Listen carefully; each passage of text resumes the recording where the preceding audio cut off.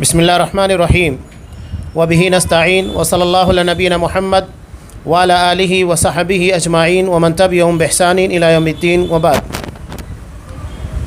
قال اللہ تبارک وتعالی ومن الناس من يتخذ من دون اللہ اندادا یحبونہم کحب اللہ والذین آمنوا اشد حبا للہ۔ تمام قسم کی تعریفات اللہ رب العالمین وحدہ لا شریک کے لائق و زیبا ہے، جو ساری کائنات کا تنہا خالق و مالک ہے، اور بے شمار درود و سلام ہوں اللہ کے آخری نبی جناب کریم محمد رسول اللہ صلی اللہ علیہ وسلم کی ذات مقدسہ پر۔ محترم سامعین، آج کے اس درس میں جو ہمارا موضوع ہے وہ ہے محبت میں شرک۔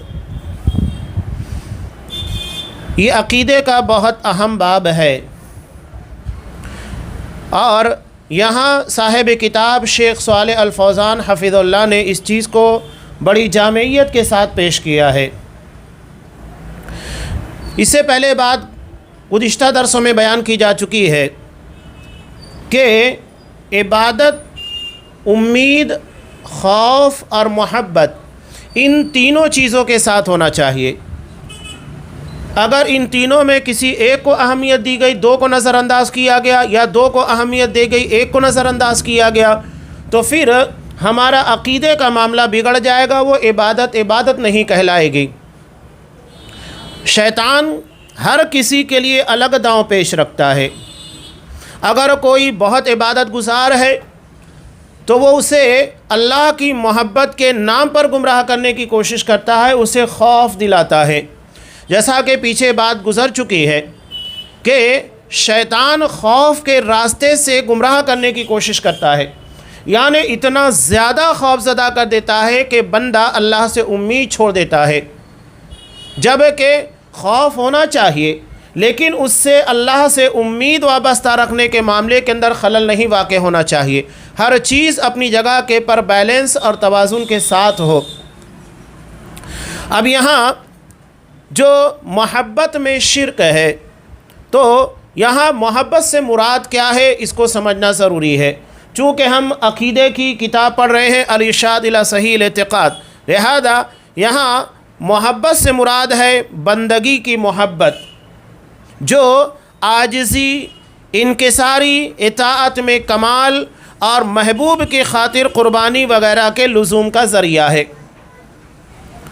یہ ایسی محبت ہے یعنی جس کی بنیاد کے پر بندے کے اندر عاجزی پیدا ہوتی ہے، انکساری پیدا ہوتی ہے، اور اللہ کی اطاعت و فرما برداری کا جذبہ پروان چڑھتا ہے، اور اس کی بنیاد کے پر وہ اللہ کے لیے ہر قسم کی قربانی دینے کے لیے تیار ہو جاتا ہے۔ چنانچہ ہم دیکھتے ہیں اصحاب کرام کی زندگیاں، نبی کریم صلی اللہ علیہ وسلم نے مال مانگا، مال دینے کے لیے تیار، وقت مانگا، وقت دینے کے لیے تیار، اور اگر اپنی جان قربان کرنے کے لیے مانگا تو جان دینے کے لیے تیار۔ یہ اصحاب کرام کی جماعت تھی۔ حضرت ابوبکر صدیق رضی اللہ تعالیٰ عنہ، جنہیں آپ صلی اللہ علیہ وسلم نے ہجرت کے موقع کے پر اپنا ساتھی بنایا تھا، یہ غار ثور میں سب سے پہلے گئے، اور جتنے سوراخ تھے سارے سوراخوں کو بند کر دیا۔ اس کے بعد اللہ کے رسول صلی اللہ علیہ وسلم کو اندر بلایا، اور دو سوراخ خالی رہ گئے تھے، اس کے پر اپنا پیر رکھ دیا۔ یہ جانثاری کا عالم تھا، یہاں تک کہ اس میں سے کسی ایک بل کے اندر کسی زہریلے جانور نے حضرت ابوبکر صدیق رضی اللہ تعالیٰ عنہ کو ڈس بھی لیا، جس سے انہیں شدید تکلیف ہوئی، لیکن نبی کریم صلی اللہ علیہ وسلم کو نیند میں، آرام میں خلل واقع نہ ہو، اپنے جذبات کے پر، اپنے درد کے پر قابو رکھا، لیکن آنکھوں کے پر قابو نہیں تھا۔ نتیجہ یہ ہوا کہ آنسو نکلے اور نبی کریم صلی اللہ علیہ وسلم تک پہنچے، اور آپ صلی اللہ علیہ وسلم بیدار ہوئے، معاملہ سمجھ میں آیا۔ چنانچہ آپ صلی اللہ علیہ وسلم نے ان کے زخموں کے پر اپنا لعاب لگا دیا، فوری طور کے پر سارا درد ختم ہو گیا۔ آپ صلی اللہ علیہ وسلم جب راستہ چل رہے تھے، جانثاری کا عالم یہ تھا کہ کبھی آپ صلی اللہ علیہ وسلم کے آگے آ جاتے، کبھی دائیں طرف، کبھی بائیں طرف، کبھی پیچھے۔ آپ صلی اللہ علیہ وسلم نے کہا کہ ابوبکر ایسا کیوں کرتے ہو؟ کہا کہ اللہ کا رسول اگر مجھے لگتا ہے کہ دشمن آپ کے پر سامنے سے حملہ کر سکتا ہے تو میں سامنے آ جاتا ہوں، اور کبھی مجھے لگتا ہے کہ بائیں طرف سے داہنی طرف سے حملہ کرے گا میں دائیں چلا جاتا ہوں، بائیں طرف لگتا ہے تو بائیں، اور کبھی پیچھے تو پیچھے چلا جاتا ہوں۔ یہ جانثاری کا عالم تھا کہ آپ صلی اللہ علیہ وسلم کو کوئی تکلیف نہیں ہونی چاہیے۔ آپ صلی اللہ علیہ وسلم نے ایسے جانثار اصحاب کرام کی ٹیم کو تیار کیا جنہوں نے ہر چیز میں آپ صلی اللہ علیہ وسلم کو اہمیت دی۔ جنگ تبوک کے موقع پر جب آپ صلی اللہ علیہ وسلم نے مال خرچ کرنے کے لیے کہا تو حضرت ابو بکر صدیق نے اپنی پوری پراپرٹی نبی کی خدمت میں لا کر پیش کر دی۔ یہ جانثاری کا عالم تھا۔ تو اصل میں یہ کمال محبت کی علامت ہے کہ ان لوگوں کو اللہ سے شدید محبت تھی، جیسا کہ آگے بات آ بھی رہی ہے۔ سورہ بقرہ میں اللہ تبارک و تعالیٰ نے انہی اصحاب کرام کے تعلق سے بیان کیا والذین آمنوا اشد حبا للہ، کہ ایمان والے یعنی اصحاب کرام اللہ سے سب سے شدید محبت کرتے ہیں، اور یہ ان کی محبت کا عالم تھا۔ اللہ نے جو مانگا وہ قربان کرنے کے لیے تیار، اور ایسا نہیں تھا کہ صرف اصحاب کرام مرد لوگوں میں تھا، صحابیات میں بھی تھا۔ حضرت دیناریہ جو دیناریہ قبیلے کی تھیں، جنگ احد میں ان کے بھائی، بیٹا، باپ، یہاں تک کہ شوہر بھی شہید، سارے لوگوں کی شہادت کے غم کو برداشت کر لیا، اور یہ کہا کہ اللہ کے رسول صلی اللہ علیہ وسلم کیسے ہیں۔ جب آپ صلی اللہ علیہ وسلم کو دیکھا تو اس کے بعد کیا جملہ کہا تھا، کل مصیبت بعدک جلل یا رسول اللہ، اللہ کے رسول آپ کو دیکھنے کے بعد دنیا کی تمام مصیبتیں بے معنی ہیں، ہیچ ہے، کوئی اہمیت نہیں رکھتی۔ تو یہاں جو باب ہے محبت میں شرک کا، یعنی اس محبت میں جیسی اللہ سے محبت کرنی چاہیے، جس میں عاجزی ہو، انکساری ہو، اور اطاعت و فرما برداری کا جذبہ ہو، اور اس کے لیے ہر چیز قربان کرنے کا جذبہ پایا جائے، یہ صرف اللہ تبارک و تعالیٰ کے لیے ہو، کسی اور کو اس میں شامل نہیں کیا جائے گا۔ اب یہاں جو چیز بیان کی جا رہی ہے، سب سے محبت کی دو قسم ہے۔ پہلی قسم یہاں صاحب کتاب بیان کر رہے ہیں کہ جو خصوصی محبت ہے، خصوصی محبت جس کا تذکرہ ابھی چل رہا تھا، یہی بندگی کی محبت ہے، جس سے عاجزی، انکساری اور محبوب کی اطاعت میں کمال پیدا ہوتا ہے، اور یہ صرف اللہ تبارک و تعالیٰ کے لیے خاص ہونا چاہیے، اس میں کسی غیر کو شامل نہیں کیا جا سکتا۔ یعنی ایسی محبت جو بندگی کی محبت کہلاتی ہے، جس میں عاجزی ہو، انکساری ہو، اور محبوب کی اطاعت و محبت میں کمال پیدا ہو۔ اور دوسری قسم ہے عمومی محبت، اور اس کی تین شکلیں ہیں۔ پہلی ہے فطری محبت، جیسا کہ بھوکا شخص کھانے سے محبت کرتا ہے، جو مل جائے وہ کھانے کے لیے تیار ہو جاتا ہے، اور انسان کو دن میں 2 مرتبہ 3 مرتبہ اس کی حاجت بھی پیش آتی ہے۔ دوسرا ہے شفقت والی محبت، جیسا کہ والد اپنی اولاد سے محبت کرتا ہے، ماں اپنے بچوں سے محبت کرتی ہے، یہ شفقت والی محبت ہے۔ اور تیسری ہے انسیت و الفت والی محبت، جیسا کہ میاں بیوی کی محبت ہوتی ہے، علاوہ ازیں دوستوں میں محبت ہوتی ہے، 2 کاروباریوں کے درمیان محبت ہوتی ہے، یا 2 سروس کرنے والے، جیسا کہ ایک ہی جگہ کے پر جاب کر رہے ہیں، سروس کر رہے ہیں، نوکری کر رہے ہیں، ان لوگوں کے درمیان محبت ہوتی ہے۔ یعنی محبت کی وجہ سروس ہوتی ہے، دوستی ہوتی ہے، تعلق ہوتا ہے، رشتہ داری ہوتی ہے۔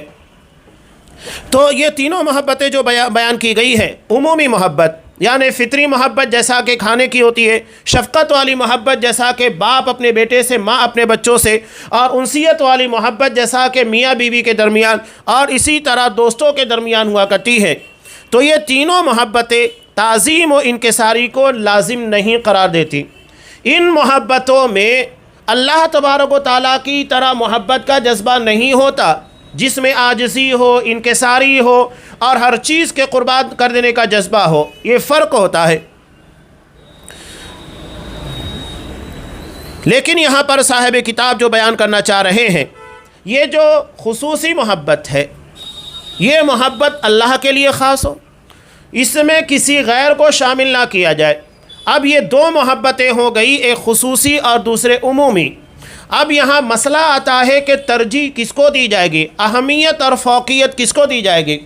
تو یقینی بات ہے جو خصوصی محبت یعنی اللہ تبارک و تعالیٰ کی محبت ہے، اس کو اہمیت دی جائے گی، اسی کو فوقیت دی جائے گی، اس کے پر کسی دوسرے کی محبت کو اہمیت نہیں دی جا سکتی۔ یہ بات یاد رکھیے گا۔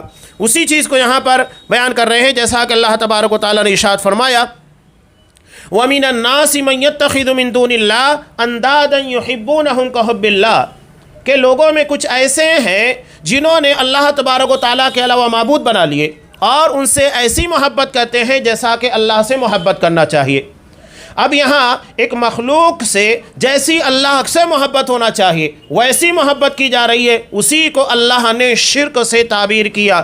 یہی ہمارے موضوع آج کے درس کا کہ محبت میں شرک، یعنی جیسی محبت اللہ تبارک و تعالیٰ سے ہونی چاہیے اس میں کسی دوسرے کو شامل کرنا، یہ چیز محبت میں شرک قرار دیتی ہے۔ جب کہ اللہ بیان کر رہا ہے والذین آمنوا اشد حبا للہ کہ ایمان والے یہ اللہ کی محبت میں شدید ہوتے ہیں۔ اور اس کا تذکرہ جیسا کہ میں نے شروع میں بھی کیا کہ اصحاب کرام نے سب سے عزیز ترین چیز جو کہ جان ہوتی ہے، اگر ایک انسان کو پتہ لگ جائے کہ میری جان جانے والی ہے یا مجھے ایسی بیماری ہے جس کی بنیاد کے پر جان چلی جائے گی، وہ پیسہ پانی کی طرح بہاتا ہے، ہر چیز داؤں پر لگاتا ہے اپنی جان کو بچانے کے لیے تاکہ اس کی جان کے پر نہ بنائے۔ تو یہ بہت اہم چیز ہوتی ہے۔ اصحاب کرام نے اسے بھی اللہ تبارک و تعالیٰ کے لیے قربان کیا اور کوئی جھجک نہیں تھی، خوف اور ڈر نہیں تھا، مسکراتے ہوئے اللہ کی چاہ میں اللہ کی رضا میں اسے قربان کیا۔ میدان جنگ میں اصحاب کرام پڑے ہوئے رہتے تھے۔ سوچئے کہ ایک انجرڈ شخص جس کے جسم کے پر اتنے زخم ہو کہ جان بس جانے والی ہی ہے، کتنی شدید تکلیف میں اور دردوں میں ہوگا۔ نبی کریم صلی اللہ علیہ وسلم قریب آتے، آپ کے زانوؤں کے پر اپنا سر رکھتے اور کہتے کہ اللہ کے فزت ورب الکعبہ، کعبے کے رب کی قسم میں کامیاب ہو گیا۔ یہ اصحاب کرام کی تھی محبت۔ اللہ سے جتنی شدید محبت ہوگی یاد رکھیے گا اتنا قربانی کا جذبہ پیدا ہوگا، اور یہ محبت جتنی کم ہوتی جائے گی اتنا ہی قربانی کا جذبہ بھی کم پڑتا جائے گا۔ یہاں علامہ ابن قیم رحمۃ اللہ علیہ اس ضمن میں جو بیان کر رہے ہیں، جو آیت ابھی گزری ہے کہ لوگوں میں کچھ ہیں جو اللہ تبارک و تعالیٰ کی طرح معبود بنا کر ان سے اللہ کے جیسے محبت کرتے ہیں۔ اس آیت کے ضمن میں بیان کرتے ہیں کہ اللہ نے اس بات کی خبر دی ہے کہ جو بھی اس کے علاوہ سے یعنی اللہ تبارک و تعالیٰ کے علاوہ سے ایسی محبت کرے گا جیسا اللہ سے کرنی چاہیے، تو اس نے غیر اللہ کو محبت اور تعظیم میں شریک بنا لیا۔ شرک ہے، یعنی یہ محبت کا شرک ہے۔ جیسی محبت اللہ سے ہونی چاہیے ایسی کسی سے نہیں کی جا سکتی، جس میں عاجزی ہو، انکساری ہو اور کمال اطاعت کا جذبہ پایا جائے۔ علامہ ابن کثیر رحمۃ اللہ علیہ بیان فرماتے ہیں کہ اللہ تعالیٰ دنیا میں مشرکین کی حالت بیان کر رہا ہے، حالانکہ ان کے لیے آخرت میں عذاب اور سخت سزا ہوگی، اس لیے کہ انہوں نے اللہ کا ہمسر یعنی اس کے مثل اور جیسا کسی اور کو بنایا، یعنی جیسے اللہ سے محبت کرنی چاہیے تھی ویسے کسی اور سے محبت کی، تو اس بنیاد کے پر اللہ نے ان لوگوں کو مشرک قرار دیا۔ اب یہاں آگے علامہ ابن کثیر رحمۃ اللہ علیہ کی بات کے تناظر میں شیخ الاسلام ابن تیمیہ رحمۃ اللہ علیہ اپنی تفسیر جو بیان کر رہے ہیں اس کو یہاں صاحب کتاب بیان کر رہے ہیں شیخ صالح الفوزان حفظہ اللہ، کہ جیسا کہ مشرکین کے محبت میں غیر اللہ کو اللہ کے برابر قرار دینے کو اس فرمان میں بیان کیا گیا ہے۔ آگے جو آیت بیان کی جا رہی ہے سورہ شعراء کی 97 اور 98 نمبر کی آیت، کہا تاللہ ان کننا لفی ضلال مبین، کہ اللہ کی قسم یقیناً ہم کھلی گمراہی پر تھے، کہ اذ نسویکم برب العالمین، کہ ہم نے تمہیں اللہ تبارک و تعالیٰ کے برابر قرار دیا تھا۔ مشرکین کہہ رہے ہیں کہ اللہ کی قسم ہم کھلی گمراہی میں تھے کہ ہم نے تمہیں یعنی ان کے معبودوں کو جو بت تھے انہیں اللہ تبارک و تعالیٰ کے برابر قرار دیا تھا محبت میں، جیسا کہ اللہ نے بیان کیا یحبونہم کحب اللہ، کہ وہ ان سے ایسے ہی محبت کرتے جیسا کہ اللہ سے محبت کرنی چاہیے۔ آج ہم دیکھتے ہیں دنیا میں کیا دیکھیے آپ ہندوستان کے اندر دیکھیے جو مسلمانوں کے اپوز میں پائے جاتے ہیں ہندوز، یہ ہمارے سامنے ہے۔ آپ کتنے فسادات دیکھیے ہندوستان کے اندر ہوئے، ایسی حرکتیں مسلمانوں کے ساتھ کی گئی گجرات فساد ہمارے سامنے ہے، جسے دیکھ کر انسانیت کے کلیجے کانپ جاتے ہیں، لیکن یہ کر بیٹھتے ہیں۔ کیوں کرتے ہیں؟ دراصل انہیں اپنے غیر اللہ سے، اپنے معبودوں سے محبت ہوتی ہے ویسی جس کی بنیاد کے پر وہ کام کرتے ہیں۔ تو یہ غیر اللہ کی محبت ہے جو حیوانیت کے پر، درندگی کے پر انہیں آمادہ کرتی ہے۔ جبکہ ایک مسلمان کو حالت جنگ میں بھی ایک کافر کو مارنے کا طریقہ بتایا گیا، اور اسی کو مارنے کا حکم دیا گیا جو لڑنے آتا ہے۔ عبادت گاہ میں اگر کوئی عبادت کر رہا ہے اس کو مارنے سے منع کیا گیا، عورتوں کو مارنے سے منع کیا گیا، بچوں کو مارنے سے منع کیا گیا۔ تو یہ اسلامی قوانین ہے، جہاں حالت جنگ میں بھی آپ کو امن نظر آئے گا، سکون نظر آئے گا، بے خوفی آپ کو نظر آئے گی، کہیں پر آپ کو دہشت نظر نہیں آئے گی۔ یہ دراصل ظلم کے خاتمے کے لیے ہوتی ہے، نہ کہ ظلم کو بڑھاوا دینے یا ظلم کی بنیادوں کو رکھنے کے لیے، ایسا نہیں ہوتا ہے۔ تو یہ غیر اللہ کی شدید محبت، اللہ تبارک و تعالیٰ کے برابر ان لوگوں کو قرار دینا جس کی بنیاد کے پر وہ ایسی ایسی حرکتیں کرتے ہیں جس کے بارے میں ہم تصور نہیں کر سکتے۔ آگے اللہ تبارک و تعالیٰ نے ارشاد فرمایا، سورہ انعام آیت سب سے پہلی آیت جسے سورۃ التوحید بھی کہا جاتا ہے، ثم الذین کفروا بربہم یعدلون، پھر یہ کافر لوگ بھی غیر اللہ کو اپنے رب کے برابر قرار دیتے ہیں۔ یہ وہی محبت ہے، یعنی محبت میں اللہ تبارک و تعالیٰ کے برابر قرار دیتے ہیں جیسی اللہ سے محبت ہونی چاہیے۔ سورہ انعام اگر آپ پڑھیں گے تو آپ کو لگے گا کہ مشرکین اللہ تبارک و تعالیٰ سے زیادہ غیر اللہ سے محبت کرتے تھے۔ مثلا اس کے اندر بیان کیا گیا ہے کہ وہ اپنی کھیتیوں کے اندر حصہ لگاتے تھے، اور آج بھی اگر مسلمانوں کے درمیان کلمہ گو مشرکین کو دیکھو گے تو وہ بھی وہی کام کرتے ہیں۔ وہ کیا کیا کرتے تھے؟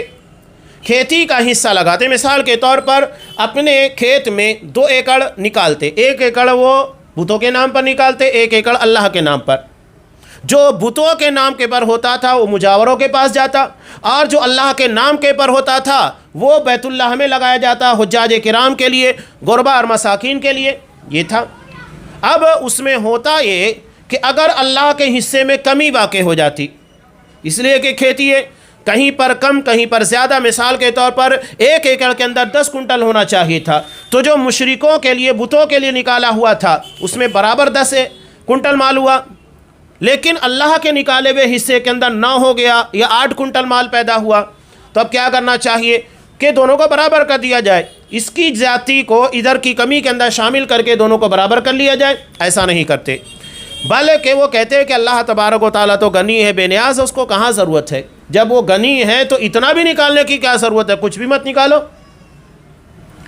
تو مشرکین اپنے معبودوں کے نام پر نکالے گئے حصے میں کمی نہیں کرتے، اللہ کے حصے میں کمی، لیکن اگر اللہ کے حصے میں برابر آ جائے، 10 کنٹل مال پیدا ہو یا 11 ہو جائے، 12 ہو جائے، اور جو بتوں کے لیے نکالا ہوا ہے اس کے اندر کمی واقع ہو جائے، تو اللہ کے حصے میں سے اس کمی کو پورا کر دیا کرتے تھے۔ ادھر کمی ہوگا چلے گا، لیکن مجاوروں کے لیے، بتوں کے لیے نکالے ہوئے حصے کے اندر کمی نہیں ہونی چاہیے۔ اس کا مطلب کیا ہے؟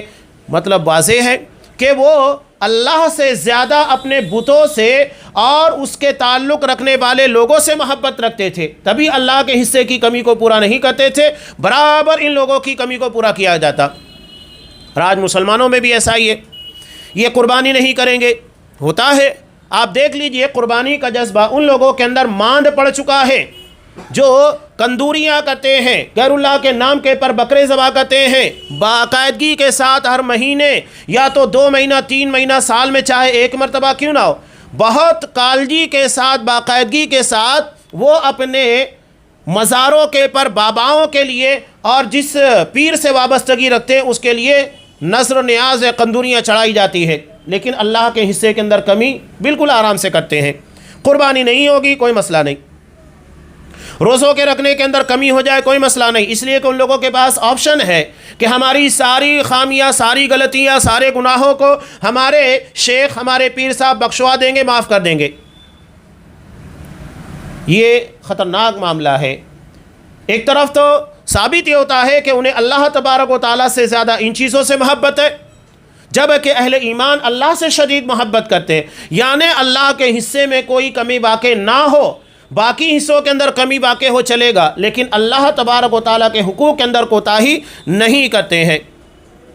اسی لیے آگے اللہ نے بیان کیا، صاحب کتاب سورہ بقرہ کی آیت کا وہ حصہ دوبارہ بیان کر رہے ہیں کہ والذین آمنوا اشد حبا للہ، ایمان والے اللہ کی محبت میں سب سے شدید ہوتے ہیں، اللہ کی محبت اس کے برابر کسی کو آنے نہیں دیتے، اس کے لیے جو قربانی دینا ہو ہر قربانی دینے کے لیے تیار، لیکن اس میں کمی نہیں کیا کرتے ہیں۔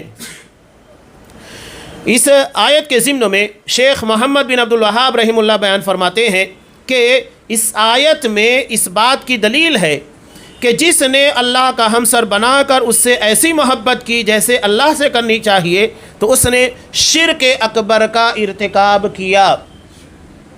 شرک اکبر ہے یہ، یعنی جیسی محبت اللہ سے ہونی چاہیے اگر کسی غیر اللہ سے کرتا ہے، میں بار بار اس چیز کو بیان کرتے رہوں کہ یہاں اللہ کی محبت سے مراد ایسی محبت ہے جو محبت عبادت ہوتی ہے، بندگی والی محبت، عاجزی والی، انکساری والی، کمال اطاعت و بندگی والی، یہ محبت مراد ہے۔ اور جیسا کہ واضح ہوتا ہے ہمارے اپنے درمیان بھی جو کلمہ گو مشرکین ہیں، غیر اللہ کے لیے نذر و نیاز، فاتحہ، تیجا، ان تمام چیزوں کو باقاعدگی کے ساتھ کریں گے، اس میں کوتاہی نہیں ہونے دیں گے۔ ہاں اللہ کے حصے کی کمی ہو چلے گا، نماز چھوٹ جائے چلے گا، روزہ چھوٹ جائے چلے گا، قربانی نہیں کرے چلے گا، حج نہیں کرے چلے گا، ہوتا ہے۔ یہ بہت بڑا فرق ہوتا ہے۔ جہاں ایک بدعت جنم لے لیتی ہے، شرک جنم لے لیتا ہے، وہاں توحید کی اہمیت کم ہو جاتی ہے، وہاں سنت کی اہمیت کم ہو جاتی ہے۔ تو یہ کہتے ہیں کہ اگر کسی نے غیر اللہ کو ایسی محبت کی جیسا کہ اللہ سے کرنی چاہیے تو اس نے شرک اکبر کا ارتکاب کیا۔ ہمارا ماننا ہے کہ اللہ کی محبت جو کہ بندگی کی محبت ہے، اسے ساری محبتوں کے پر مقدم رکھنا ضروری ہے۔ کوئی محبت اس کے پر فوقیت نہیں پا سکتی، یہ ضروری اور لازم ہے۔ اب یہاں صاحب کتاب نے ایک آیت سورہ توبہ کی جس میں 8 دنیاوی اور فطری محبتوں کا تذکرہ ہے، اسے بیان کیا۔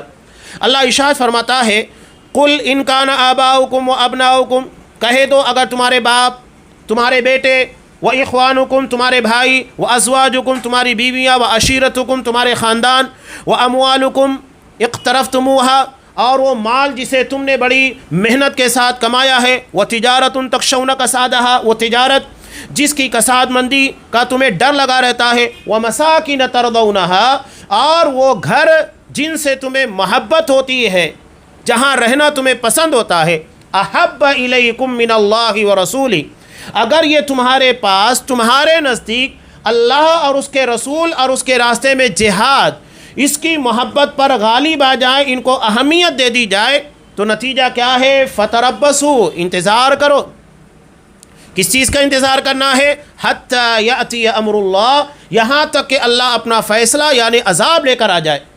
یہ عذاب کو دینے والی، دعوت دینے والی چیز ہے کہ اگر ہم دنیاوی اور فطری محبتوں کو اللہ، اس کے رسول اور اس کے راستے میں جہاد، اس چیز کے پر فوقیت اور اہمیت دیں گے، حتی یاتی اللہ بامری واللہ لا یہدی القوم الفاسقین، اور اللہ تعالیٰ ایسے فاسق نافرمان لوگوں کو ہدایت نہیں دیتا ہے۔ اب یہاں یہ جو 8 محبتیں بیان کی گئی، چاہے باپ کی ہو، بیٹوں کی ہو، بیوی کی ہو، اپنے گھروں کی ہوتی ہے، تجارت سے ہوتی ہے، مال سے، یہ ساری فطری محبتیں، قرآن مجید ان سے محبت کرنے کو منع نہیں کرتا کہ ان سے محبت نہ کی جائے، اور اگر منع کر بھی دیا گیا ہے تو ایسا نہیں ہے کہ ہم اس سے محبت نہیں کریں گے، فطرت کے اندر ہے وہ چیز، لہذا قرآن اس کے اوپر بین نہیں لگاتا ہے، اس کے پر پابندی نہیں لگاتا، وہ فطری چیز ہے، یقینی بات ہے کہ ہمارے ذہن و دماغ کے اندر، دل و دماغ کے اندر بسی رہتی ہے، لیکن معاملہ جو بیان کیا گیا ہے وہ ترجیحات کا ہے کہ انہیں ترجیح نہیں دی جائے گی اللہ کی محبت کے پر۔ اب ترجیح کیسے ہوگی؟ مال کی محبت بالکل واضح ہے کہ آپ اس کی زکوٰۃ نہ ادا کریں، ضرورت مندوں کے پر مال خرچ نہ کریں، بڑے بڑے معاملات پیش آ جائے اس کے بعد بھی آپ مال اللہ کی راہ میں نہ نکالیں، اس کا مطلب یہ ہے کہ آپ کو اللہ کی محبت سے زیادہ مال کی محبت ہے۔ یہی معاملہ دراصل باپ کا ہے، بیٹوں کا بھی ہے۔ باپ کی محبت یہاں پر لوگ عام طور سے کہتے ہیں ارے یار باپ ہے، میرے کو بولتے نہیں جمتا ہے۔ کیوں نہیں جمتا ہے؟ حضرت ابراہیم علیہ السلام کس کو بولتے تھے؟ اپنے باپ کو بولا کرتے تھے نا، ان کے سارے مباحثے اپنے باپ سے تھے۔ تو شرک اور خلاف سنت معاملات کے پر باپ کو نہیں دیکھا جائے گا۔ لوگ اپنا دامن بچانے کی کوشش کرتے ہیں، نہیں اپنا باپ ہے میں کیسے بولوں، لوگ کہیں اپنے بھائی یا تو پھر اپنے دوست ان لوگوں کے بارے میں سوچنے لگتے ہیں کہ اگر میں بول دوں گا تو کیا ہوگا۔ نہیں، ہاں طریقہ بہتر ہونا چاہیے، طریقے کے پر پابندی ہے کہ آپ اچھے انداز سے اپنی بات کو رکھیں شرک اور بدعات کے خاتمے کے لیے اور اس کی تردید کے لیے، جیسا کہ حضرت ابراہیم علیہ السلام کیا کرتے تھے۔ انداز کتنا پیارا تھا، کیسے کہتے تھے؟ یا ابتی، اے ابا جان، انی قد جاءنی من العلم ما لم یاتک، میرے پاس علم آیا ہے، وحی آئی ہے، آپ کے پاس نہیں آیا ہے، اس لیے آپ غلطی کر رہے ہیں۔ کہیں پر کوئی ایسا انداز نہیں تھا جس میں چڑھانے والا یا سامنے والے کو نیچا کرنے کا جذبہ ہو، سامنے والے کی اصلاح مقصود ہوتی ہے، تو یہ جذبہ ہو آپ بالکل کیجئے گا۔ آپ یہ مت دیکھیے باپ ہے، بھائی ہے، یا تو پھر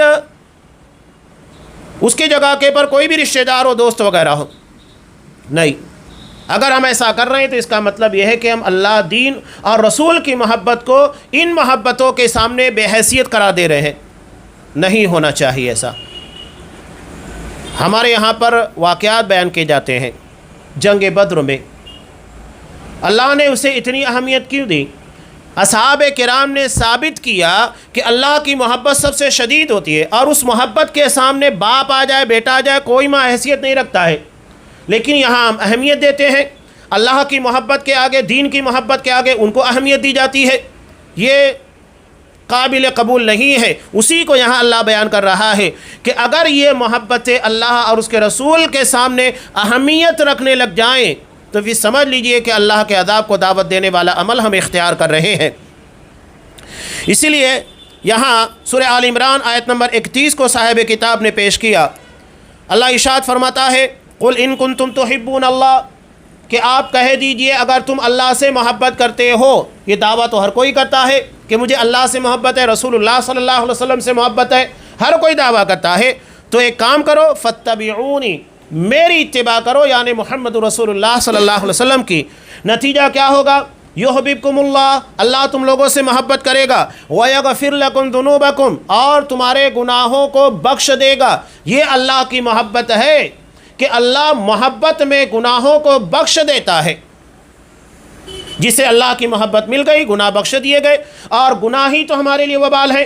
انہی گناہوں کی بنیاد کے پر جہنم میں ڈالا جائے گا، انہی گناہوں کی بنیاد کے پر اللہ کی ناراضگی ہوتی ہے، انہی گناہوں کی بنیاد کے پر عذاب نازل ہوتا ہے۔ ساری بنیاد ہے سارے فساد کی اور ہر قسم کے عذاب کی گناہ، اور اللہ کی محبت ان گناہوں کو مٹا دیتی ہے، ختم کر دیتی ہے۔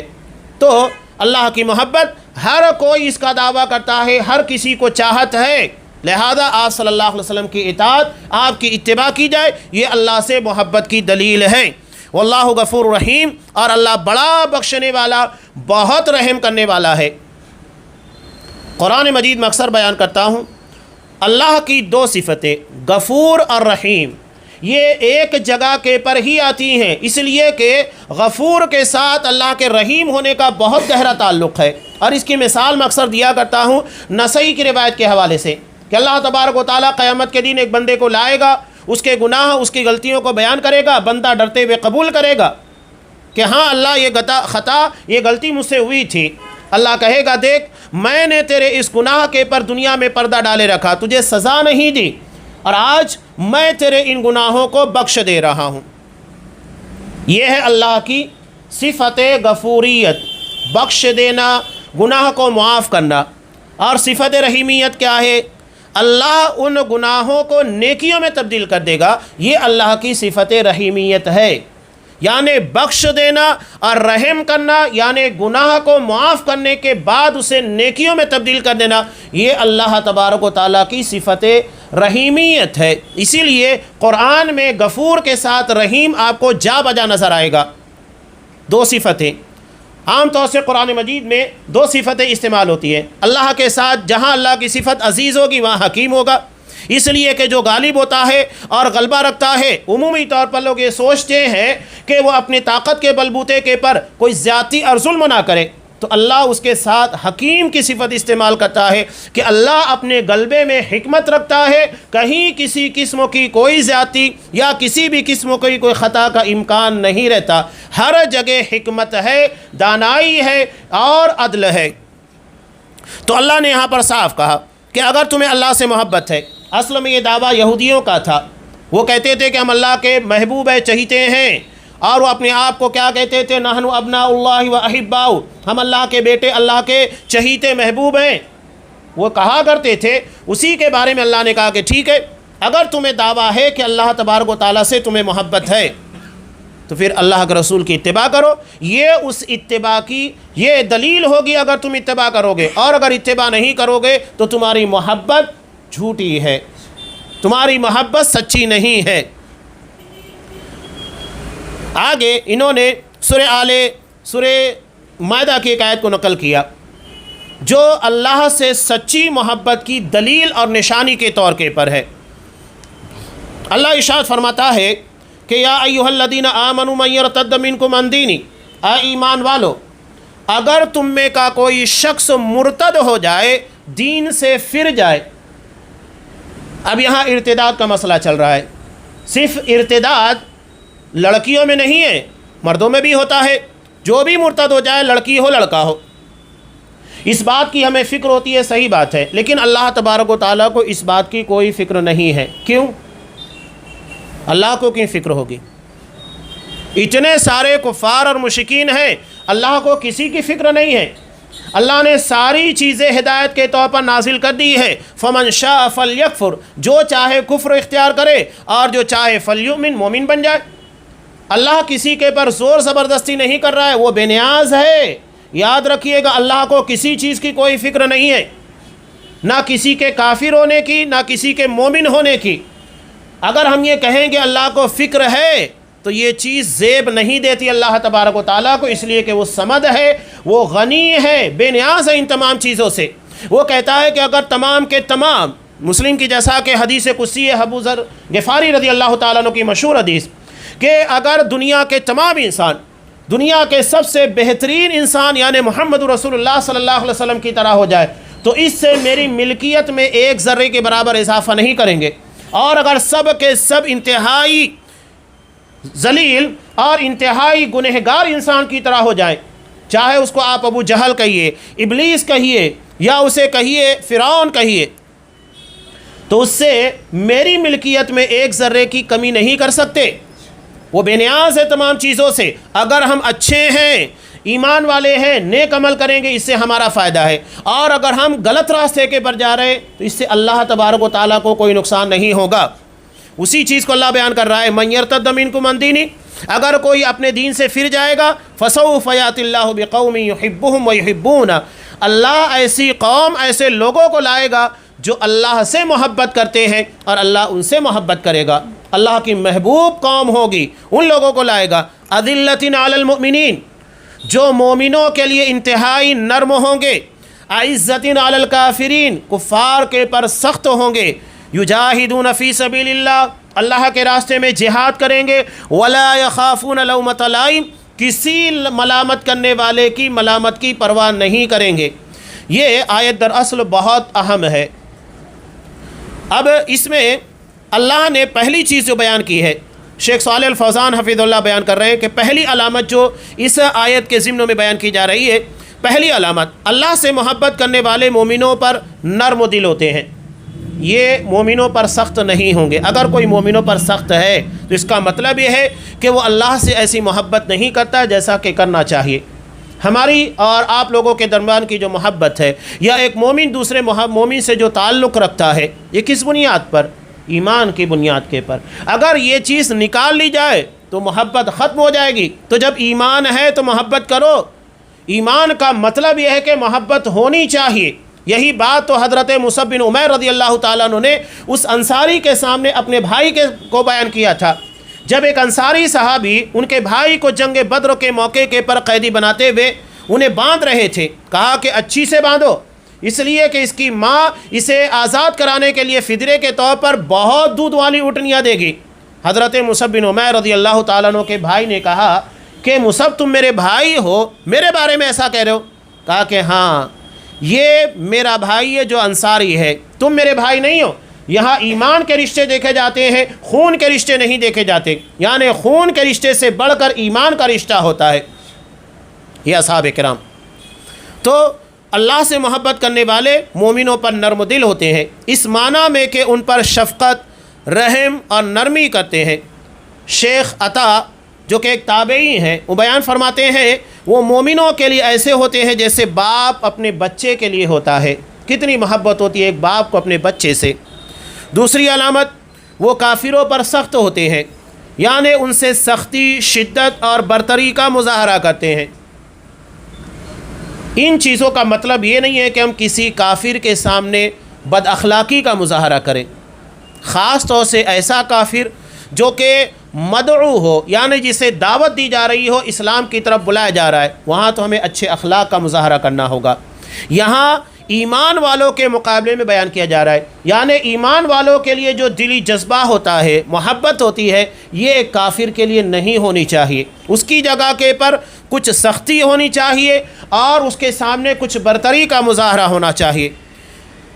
تیسری علامت جو یہاں اللہ نے بیان کی ہے کہ وہ اللہ کی راہ میں جان، ہاتھ، مال اور زبان سے اس کے دین کی سربلندی کی خاطر اور ہر طرح سے اس کے دشمنوں کے خاتمے کے لیے تیار رہتے ہیں۔ ہر وقت تیار رہنا چاہیے۔ قرآن مجید نے صاف کہا وَأَعِدُّوا لَهُم مَّا اسْتَطَعْتُم مِّن قُوَّةٍ، اگر تمہیں دشمنوں کا خطرہ ہے تو اتنی برابر تیاری کر کے بیٹھے رہو جس سے تم اس کا مقابلہ کر سکو جتنی تمہارے اندر طاقت ہے۔ ہمیشہ ذہنی طور کے پر اور جسمانی طور کے پر اور مالی اور اوزار کے اعتبار سے ہمیں تیار رہنا چاہیے، جو بھی حالات ہو، جس انداز کے بھی ہوں۔ چوتھی علامت جو بیان کی گئی ہے کہ وہ اللہ کے بارے میں کسی ملامت کرنے والے کی ملامت کی پرواہ نہیں کرتے۔ یہاں شروع میں بھی میں نے بیان کیا نا، یہ جو 8 محبتوں کا تذکرہ کیا گیا، اس میں کیا ہے؟ اس میں یہی ہے، کہیں باپ ہے چھوڑ دو، بیٹا ہے چھوڑ دو، بھائی ہے ارے نہیں میں اس کو کچھ نہیں بولوں گا۔ یعنی ہم اللہ کے حکم سے زیادہ اپنے رشتے کو اہمیت دے رہے ہیں۔ اس کا مطلب یہی ہے، جب کہ اللہ سے محبت کا تقاضا یہ ہے کہ ہم رشتوں کے پر اللہ کے حکم، اللہ کی شریعت کو اہمیت دے، یہ اصل تقاضا ہے۔ تو یہ کسی ملامت کرنے والے کی ملامت کی پرواہ نہیں کرتے، اور خاص طور سے آپ دیکھیے گا دین کا آپ جتنا کام کریں گے اتنے ملامت کرنے والے پیدا ہوں گے۔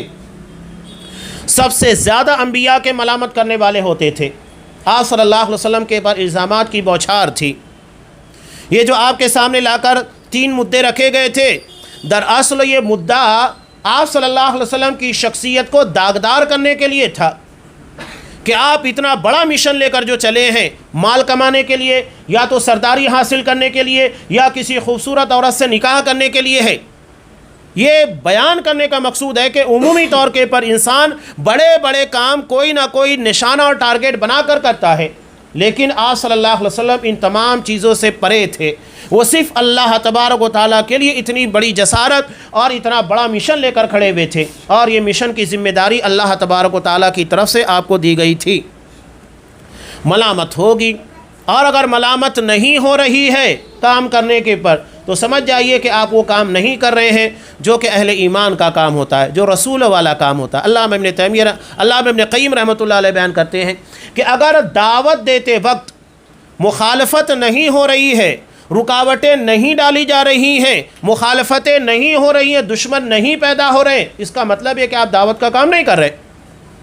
دعوت حقیقی طور میں وہی ہوگی جب سامنے والا مخالفت کرے، دشمنی نبھائے، الزامات لگانے کی کوشش کرے۔